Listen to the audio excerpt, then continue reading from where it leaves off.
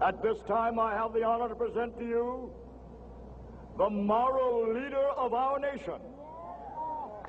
I have the pleasure to present to you Dr. Martin Luther King, Jr.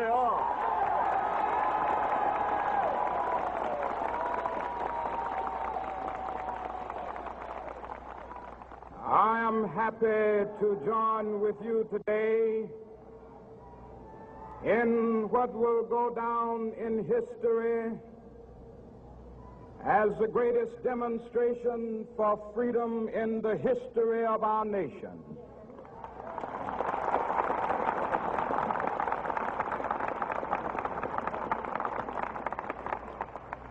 Five score years ago, a great American in whose symbolic shadow we stand today signed the Emancipation Proclamation. This momentous decree came as a great beacon light of hope to millions of Negro slaves who had been seared in the flames of withering injustice. It came as a joyous daybreak to end the long night of their captivity. But 100 years later, the Negro still is not free. 100 years later, the life of the Negro is still sadly crippled by the manacles of segregation and the chains of discrimination. 100 years later, the Negro lives on a lonely island of poverty in the midst of a vast ocean of material prosperity. 100 years later, the Negro is still languished in the corners of American society and finds himself in exile in his own land. And so we've come here today to dramatize a shameful condition. In a sense, we've come to our nation's capital to cash a check. When the architects of our republic wrote the magnificent words of the Constitution and the Declaration of Independence, they were signing a promissory note to which every American was to fall heir. This note was a promise that all men, yes, black men as well as white men, would be guaranteed the unalienable rights of life, liberty, and the pursuit of happiness.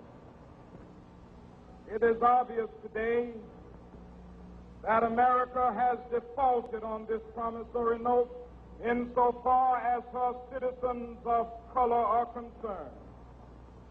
Instead of honoring this sacred obligation, America has given the Negro people a bad check, a check which has come back marked insufficient funds.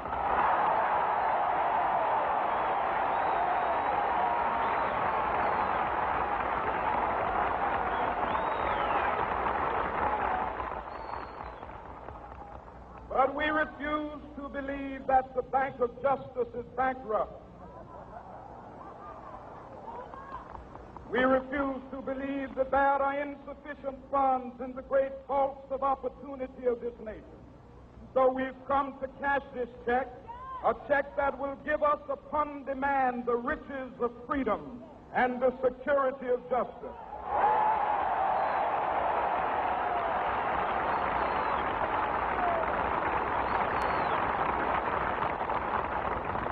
We have also come to this hallowed spot to remind America of the fierce urgency of now. This is no time to engage in the luxury of cooling off or to take the tranquilizing drug of gradualism.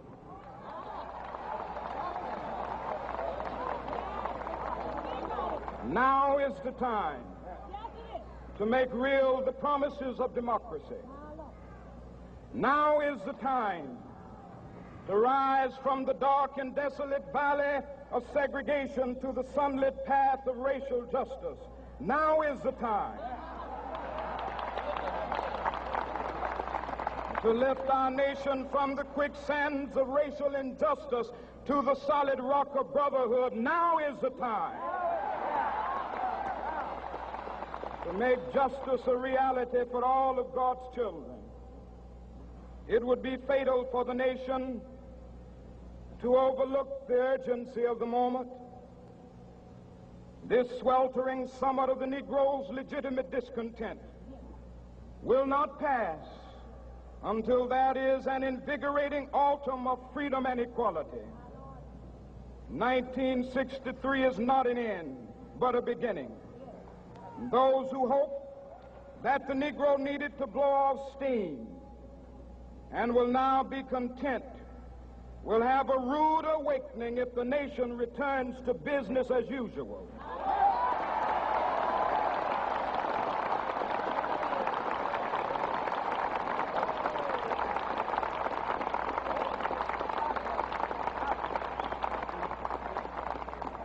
There will be neither rest nor tranquility in America until the Negro is granted his citizenship rights.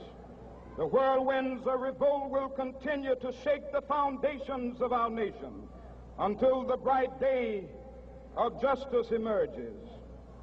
But that is something that I must say to my people who stand on the warm threshold which leads into the palace of justice. In the process of gaining our rightful place, we must not be guilty of wrongful deeds. Let us not seek to satisfy our thirst for freedom by drinking from the cup of bitterness and hatred.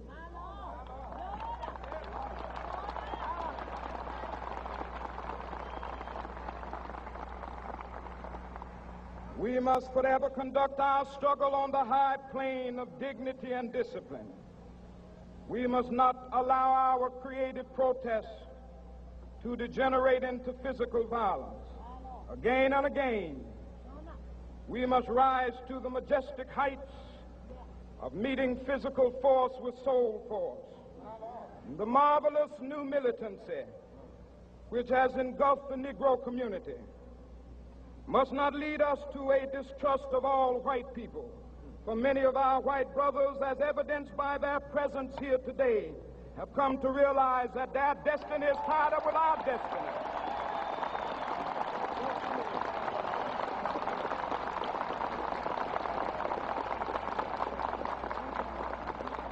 And they have come to realize that their freedom is inextricably bound to our freedom. We cannot walk alone. And as we walk, we must make the pledge that we shall always march ahead. We cannot turn back. There are those who are asking the devotees of civil rights, when will you be satisfied? We can never be satisfied as long as the Negro is the victim of the unspeakable horrors of police brutality. We can never be satisfied as long as our bodies, heavy with the fatigue of travel, cannot gain lodging in the motels of the highways and the hotels of the cities.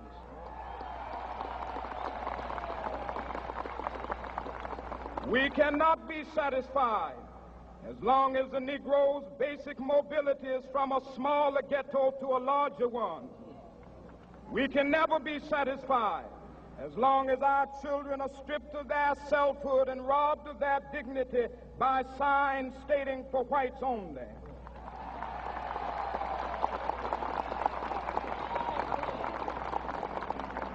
We cannot be satisfied as long as a Negro in Mississippi cannot vote and a Negro in New York believes he has nothing for which to vote.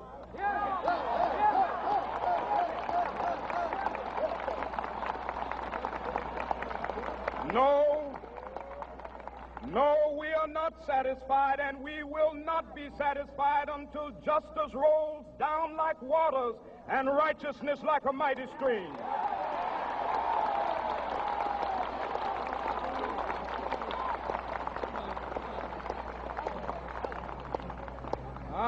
not unmindful that some of you have come here out of great trials and tribulation.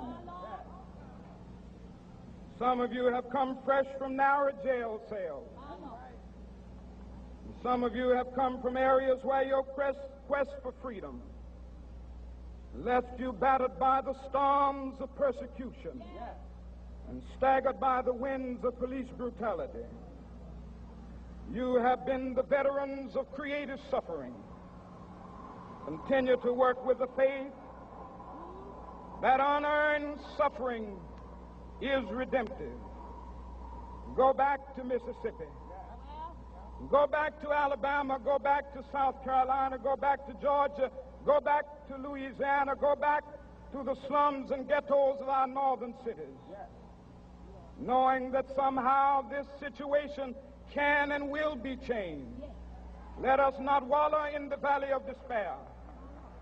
I say to you today, my friend,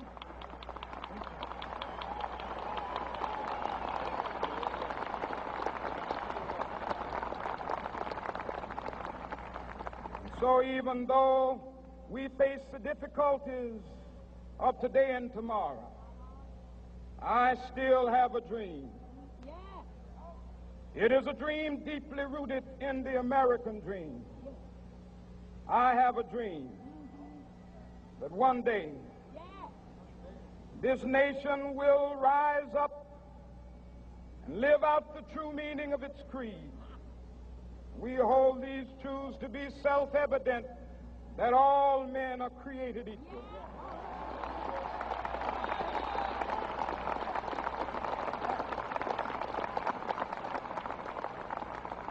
I have a dream that one day on the red hills of Georgia, the sons of former slaves and the sons of former slave owners will be able to sit down together at the table of brotherhood. I have a dream that one day, even the state of Mississippi, a state sweltering with the heat of injustice, sweltering with the heat of oppression, will be transformed into an oasis of freedom and justice. I have a dream that my 4 little children will one day live in a nation where they will not be judged by the color of their skin, but by the content of their character. I have a dream today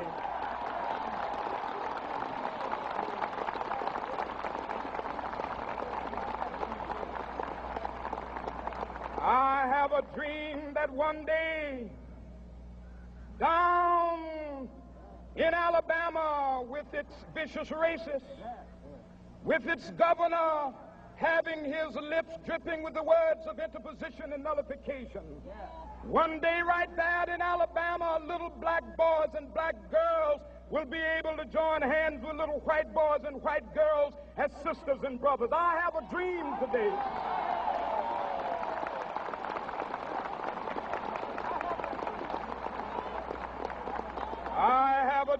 that one day every valley shall be exalted, and every hill and mountain shall be made low. The rough places will be made plain, and the crooked places will be made straight, and the glory of the Lord shall be revealed, and all flesh shall see it together.